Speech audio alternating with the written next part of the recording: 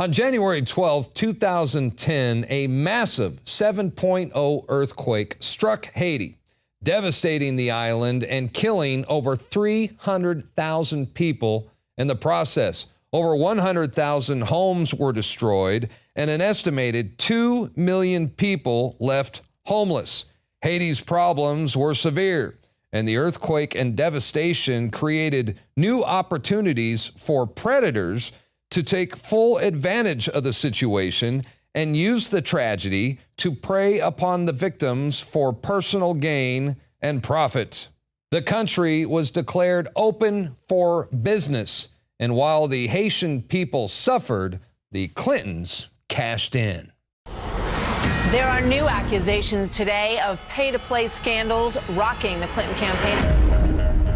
New details of a possible influence peddling in the aftermath of the 2010 earthquake in Haiti, which we all remember very well. We have seen before the capacity that Haiti has for violence in the 2004 coup, in the 2008 food riots, and it could slip towards that situation again, becoming survival of the fittest. A very lucrative opportunity for companies from all over the world to grab the billions that were pledged for rebuilding. But now, unless you're in a search and rescue team or a medical team, the best thing you can do is give money. After the earthquake, countries around the world donate billions of dollars to help Haiti rebuild.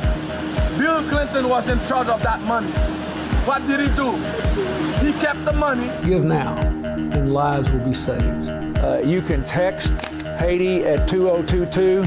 Send a text message, $10 will be forwarded to it. We'll move that money in a hurry, but everybody, this is one of those things where $5 can make a difference. A lot of tweets have been soliciting donations through text messages, but folks really have to be careful that they don't get conned here, because the worst people come out in the worst times. And, you know, when she raises this money, every time she raises money, she's making deals. To say, could I be the ambassador to this? Could I do that? Make sure my business is taken care of. I mean, give me a break. All of the money she's raising, that's blood money. You know, we need the help and the generosity of the American people. We have a text messaging system that the State Department set up. It's Haiti, H-A-I-T-I, to 90999. We've raised about $3 million for the Red Cross. It took only a glance to see what the rains did to the largest camp in Port-au-Prince. Estimates vary, but up to 200,000 people have lost their lives. Please, if you can, contribute. $10 will be billed to your cell phone, and it's helping us get the food, the water, the medical supplies that we need. The Clintons, Hillary Clinton, should be behind bars. She have no business running for president. We need somebody like Donald Trump in the White House to make America great, so other countries around the world will respect America again. As soon as the earthquake hit, Bill and Hillary Clinton took action, and they portrayed themselves as the saviors of Haiti and immediately launched a relief effort that eventually raked in billions of dollars in relief aid. But as it turns out, very little of that money actually got to the poor people of Haiti. It was a scam. Hillary Clinton abused her position in the State Department to skim most of the relief aid donations for herself and for her husband, for her brother, and of course, all of her corporate buddies. It's estimated that only 10% of the donations actually made it to the programs to help Haiti. Wow. Unfreaking believable. I mean, what kind of monsters are these people, the Clintons? We're talking about, this is organized crime, the Clinton Foundation, which is nothing more than a slush fund. This is a tax-free international money laundering scheme, and maybe the largest criminal enterprise in U.S. history.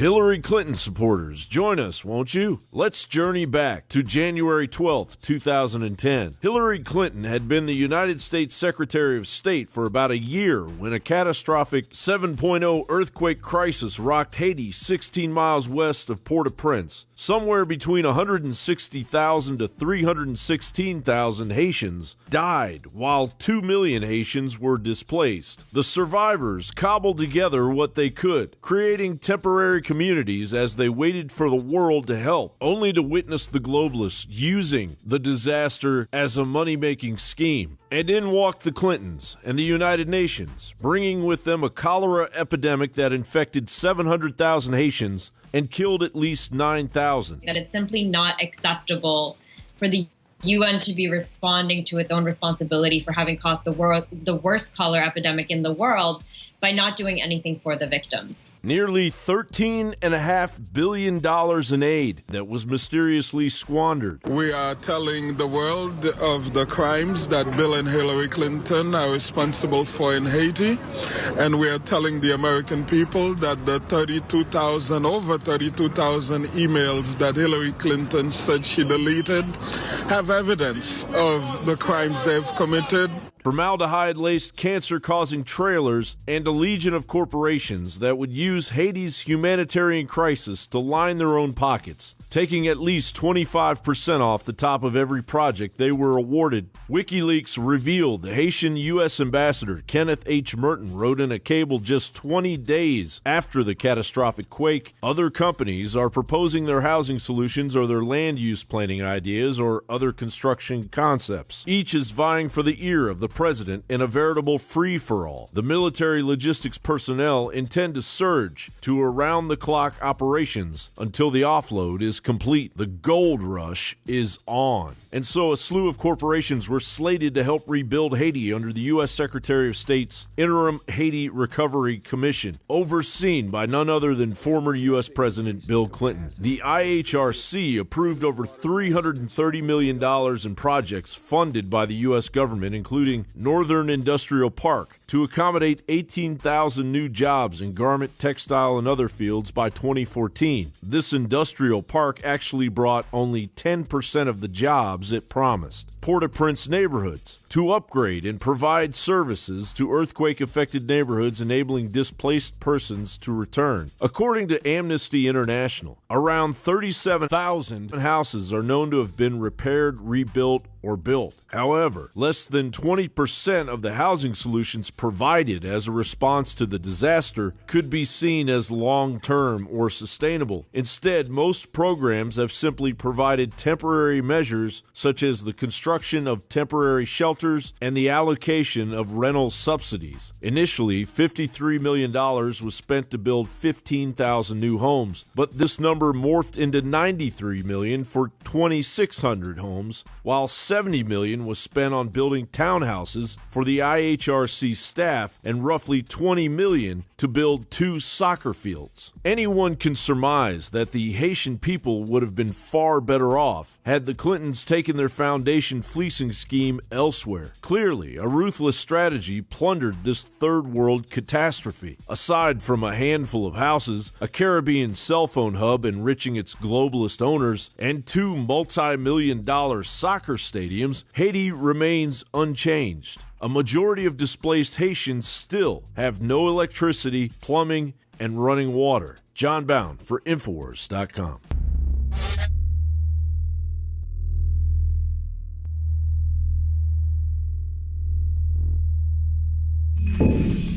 All right, we are joined now by political insider and best-selling author Roger Stone. StoneColdTruth.com is a website, and he's here with us today to talk about the Clinton Foundation and the rape of Haiti, because I think this is about as low as you can go. We've all heard a lot about the criminal enterprise of the Clinton Foundation, much of which, by the way, is covered in Roger Stone's latest book, The Clintons' War on Women.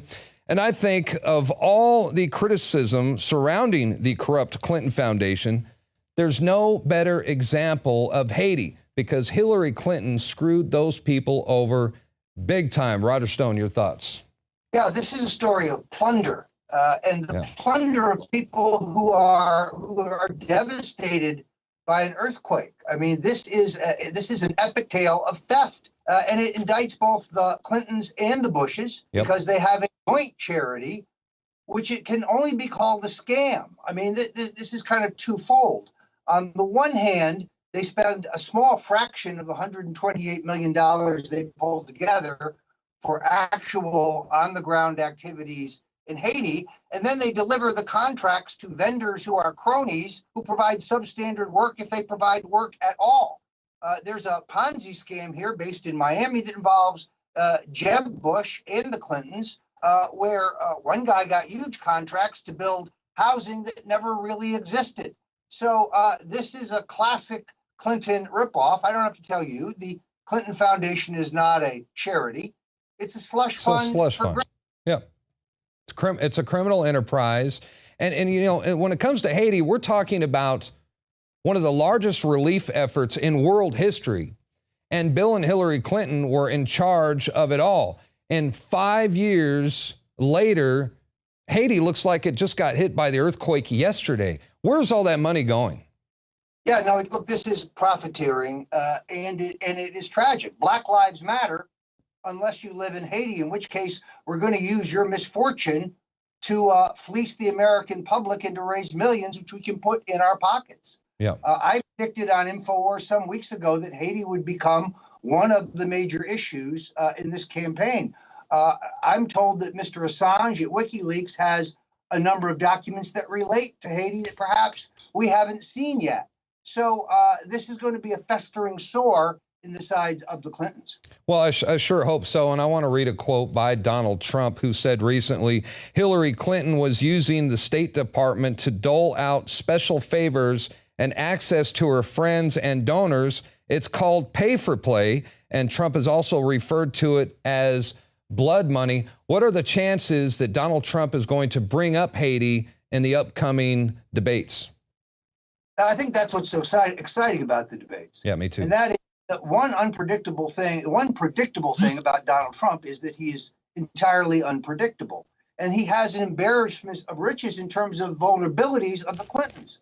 It could be the Clinton Foundation. It could be Benghazi and the lies involved there. It could be Hillary Clinton's health. It could be her failure as Secretary of State in the Middle East, in which she has made the place a powder keg, where she has enabled our enemies and undercut our allies. So who knows where Trump will come? This I do know. He's a brawler.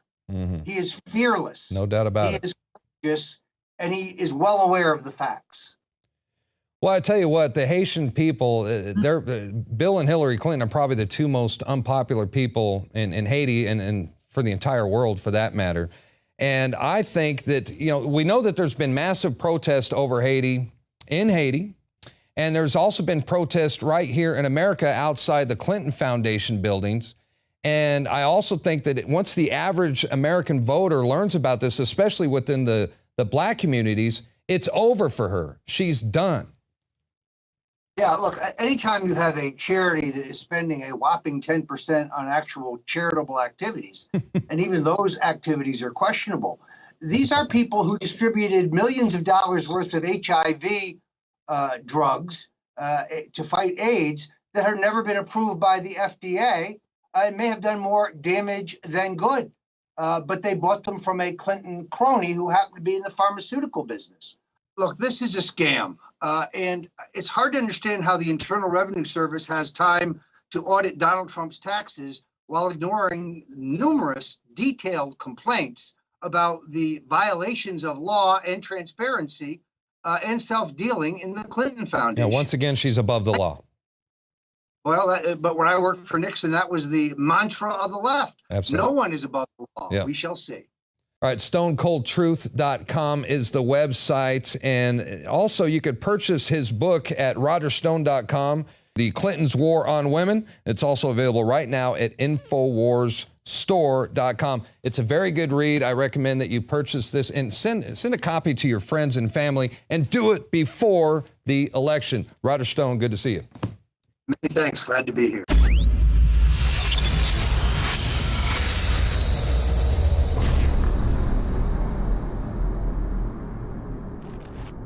In the last 20 years, InfoWars has paid its dues. We have proven that we are a cutting-edge news and information source. And when it comes to funding our operations, we take cutting edge to the next level with the highest quality supplements and nutraceuticals available. We have now more than 25 different amazing formulas available at InfoWarsStore.com. And the flagship is Super Male and Super Female Vitality, where we take thousands of years of the ancients' knowledge and use high-tech modern technology to cold press these organic herbs to give you compounds that are meant to accentuate the body's normal function.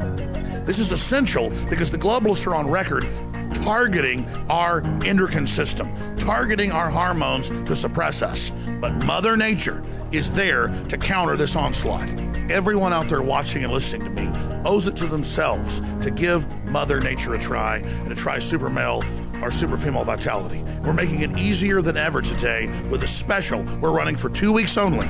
20% off on these formulas at InfoWarsLife.com, or simply call toll free. We can answer all your questions, 888-253-3139. Major third-party sites give these formulas the highest rating in their class because we've done the research and we haven't cut corners. 20% off these formulas right now at InfoWarsLife.com or call toll free 888-253-3139. You have nothing to lose. I know these formulas work. They've worked for me. But regardless, you're supporting the info war in a historic, critical time. I also want to take some time out to thank all of you that have supported InfoWarsStore.com and who have gotten these products. So for myself and the rest of the InfoWars crew, I salute you for being on the side of life in the fight against the globalists.